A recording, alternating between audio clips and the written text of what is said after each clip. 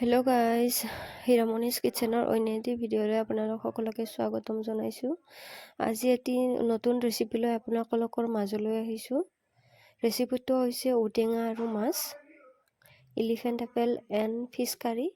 তো সেইফালে মই মাছখিনি ফ্ৰাই কৰি আছোঁ, এইফালে হৈছে ঔটেঙা কাটি লৈছোঁ আৰু এইখিনি আদা নহৰু জলকীয়া থেতেলি লৈছোঁ আৰু এইফালে মাছ ফ্ৰাই কৰি আছোঁ মই।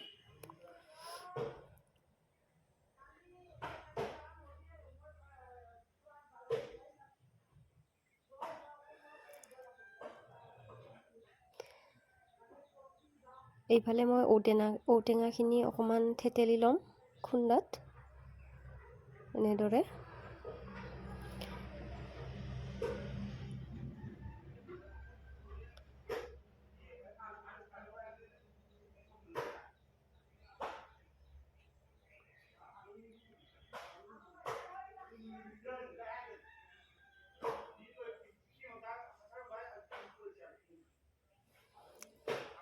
ভালদৰে এনেকৈ থেতেলি ল'ম। তো এইখিনি থেতেলি লোৱা হৈ গ'ল। তো এইখিনি হৈছে পাঁচফোৰণ, এইখিনি মাছ ফ্ৰাই। আজিৰ ৰেচিপিটোৰ যোগাৰ এইখিনিয়ে। ঔটেঙা, পিঁয়াজ এটা কাটি লৈছোঁ, আদা নহৰু জলকীয়া আৰু মাছ ফ্ৰাই কৰি লৈছোঁ।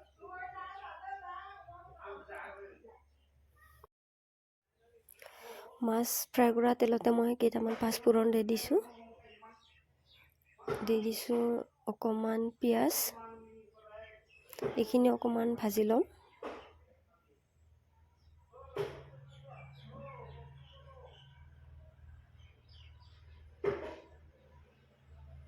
এইখিনি অকণমান ভাজি খাই গৈছে, তো ইয়াতে দি দিম এতিয়া আদা নহৰু জলকীয়া পেষ্টখিনি। এইখিনি অকণমান টাইম ভাজি ল'ম যাতে ইয়াৰ কেঁচা গোন্ধটো যায়।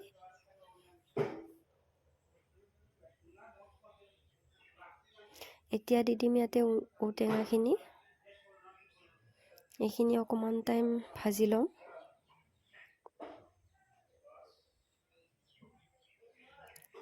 ভাজি লোৱাৰ পিছত ইয়াতে দি দিম সোৱাদ অনুসৰি নিমখ,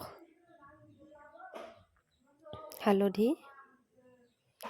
এইখিনি ভালদৰে লাৰি দিম একেলগে, অকণমান টাইম ভাজি ল'ম।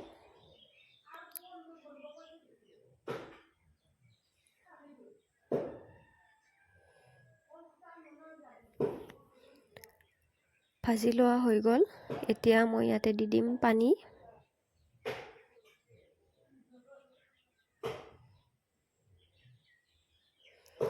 পানী দিয়াৰ পিছত ইয়াতে মাছখিনি দি দিম।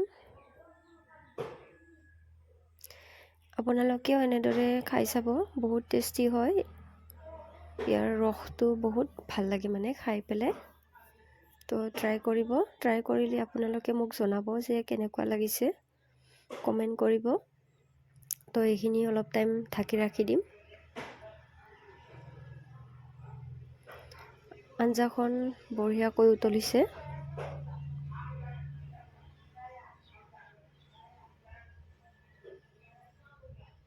আঞ্জাখন ৰেডি হৈ গ'ল। ইয়াতে দি দিছোঁ ধনিয়া পাত। তো আমাৰ ঔটেঙা আৰু মাছৰ জোল ৰেডি হৈ গ'ল। মইতো এনেদৰে বনাওঁ গাইছ।